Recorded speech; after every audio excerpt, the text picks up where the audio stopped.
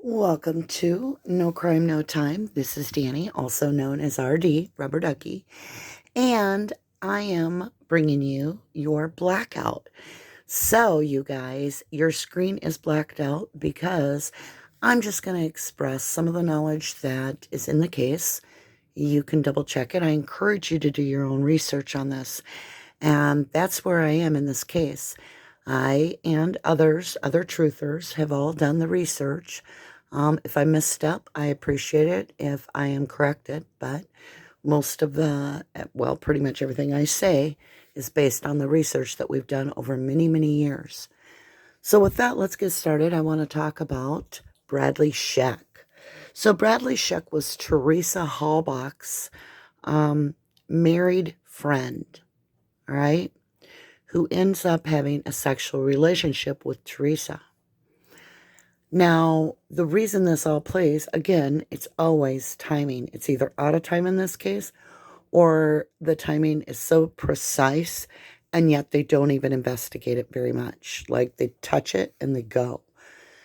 It's like they don't want to, But, okay, one of the problems I have with Bradley Czech is, and I've always said this, is he doesn't fit into the tight little narrative that brings us up to Teresa being this wholesome, protected, almost like nun-like person that Kratz made her out to be in the trial. And so Bradley Czech actually shows a side of the victim where she's having an affair with a married man. The wife is pregnant. They're going through all kinds of stuff. They're taking naked photographs of, the situation. There's court.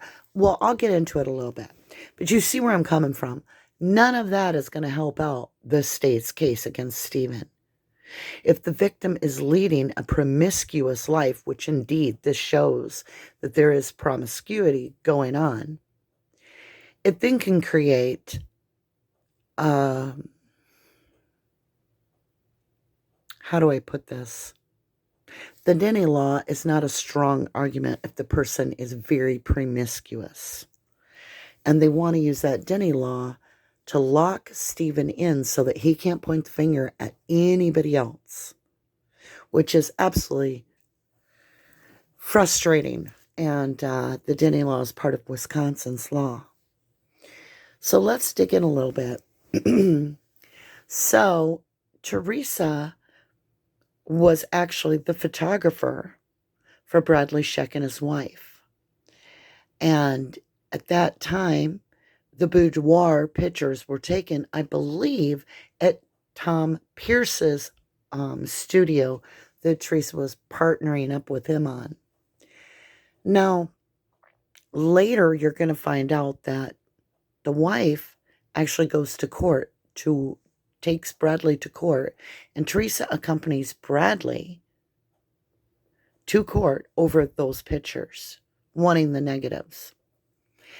So let's back up a little bit. After the boudoir pictures are taken, Teresa becomes involved in the relationship between Bradley and his wife. And in that, the wife becomes pregnant. Bum, bum, bum. And she files a restraining order on Bradley, who coincidentally then is now fully engaged in a relationship with Teresa Halbach. All right, so you may hear Maya, my pug, snoring or making noise in the background. Beats listening to her cry if I try to put her out.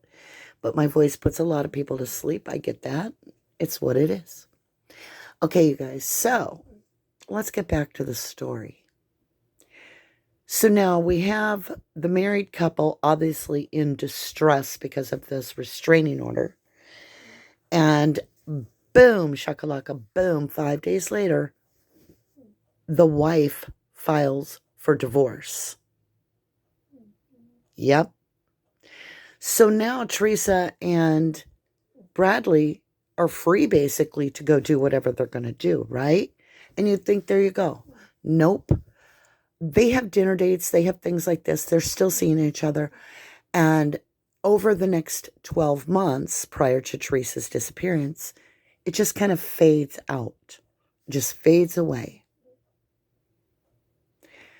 However, the day Teresa goes missing, which is approximately, I believe, 3 days prior to the year's final divorce for Kaylee and Bradley Shack.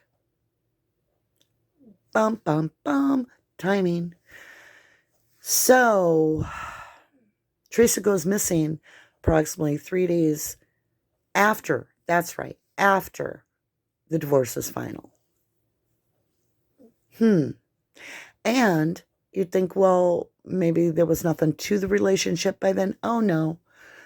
There is texts between them, between Bradley and Teresa, with plans to meet later on the day of the 31st of October. Now, are you ready for this? Bradley worked nights. Yes, just like everybody else in the area. And he didn't work until 3 a.m. And he worked for CBS. So he doesn't work until 3 a.m. That gives him a lot of unknown time. So when the police decide, the law enforcement decide to go investigate him, they don't really have to travel very far from the Avery property. No, he lives within a short distance. I believe one researcher quoted it around, I think they said somewhere between 10 and 15 miles from the Avery property at the time. Now, let's dig a little deeper. Bradley, what's going on with you? Well, according to his story, at first he had slept the entire day. Couldn't remember anything. Well, they push a little harder, and he says wait a minute. I went with my dad to the bank at around 10 or 11. And they're like, oh, okay, that clears you. How? Why? What? The girl was alive at that time. The time frame of the day that is in question is between 2:30 and 3:30 that afternoon. Where were you there, Bradley? And where was his wife? Because really look at it. I mean, she's lost everything. She ends up pregnant during this, I don't want to call it a threesome, but it makes you question. She's pregnant. She's done with the husband. She's put out a restraining order before the divorce. Do you think she's pretty protective of her situation? And Teresa's back over there at Tom Pierce's studio getting harassing phone calls, pretending or not knowing who it is, saying, oh, them again. I don't know. They keep calling, but they don't talk. Or they won't, whatever. Those harassing calls. Interesting. And what's this about Teresa going to court with Bradley regarding these negatives? Why would these negatives not have been handed over directly to this woman? In God's grace, she's now an expectant mother. She wants to clean this shit up. Why would Teresa and Bradley be saying, oh no, we're not giving you the negatives?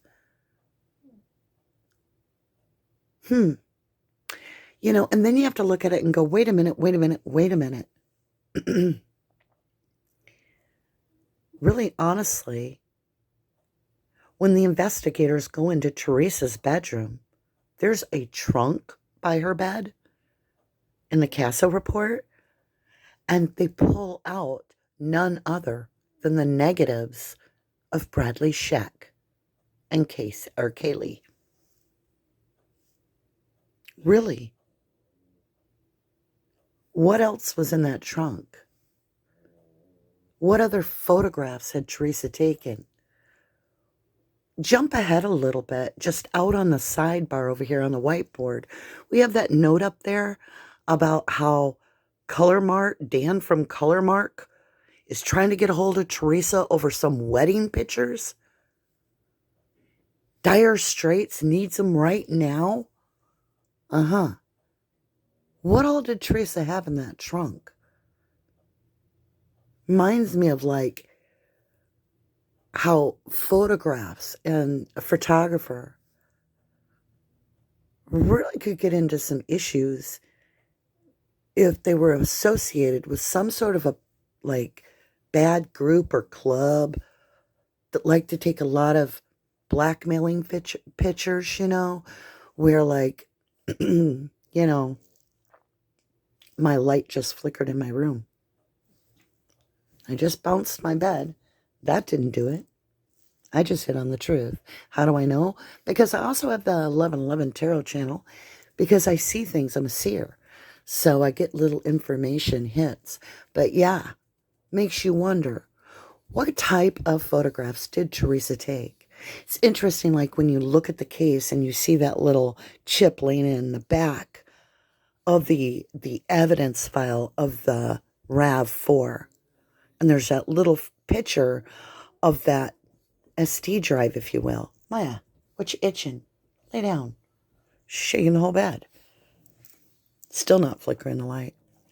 That was weird. I've had that light for a couple of years. It's never flickered. So, maybe the bulb's getting loose or bad. That could be. But let's stay on this a little bit. So, a lot of things have to do with pictures in this case.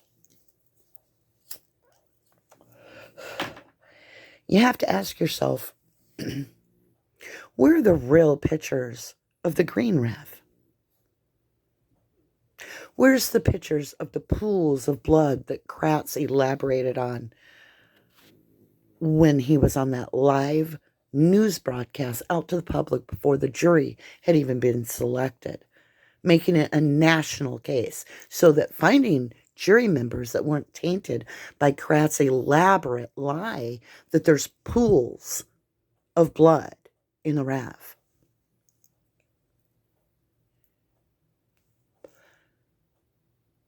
Really, when you look at the case, you have to ask yourself, what the hell kind of pictures was Teresa really taking? Could this have been two birds with one stone? Save $36 million? Get rid of somebody that may have taken some pictures that now made them a liability instead of an asset? And at the same time, lock up someone that you feel is about to expose your entire world, the state crime lab, for not doing the job proper, to introducing new DNA testing that consistently shows the inadequacy of the state crime lab, standing up there with all the senators and important people, shaking hands with the shirts, about to be rewarded a ton of money. Is it possible that Kathy Williford, who according to Angela Schuster, Kathy Williford ran that auto trader path and had that entire, the word lost my mind, you guys fill in the blank, route? Yeah. Before Teresa took over with Auto Trader, and she was what? DEA?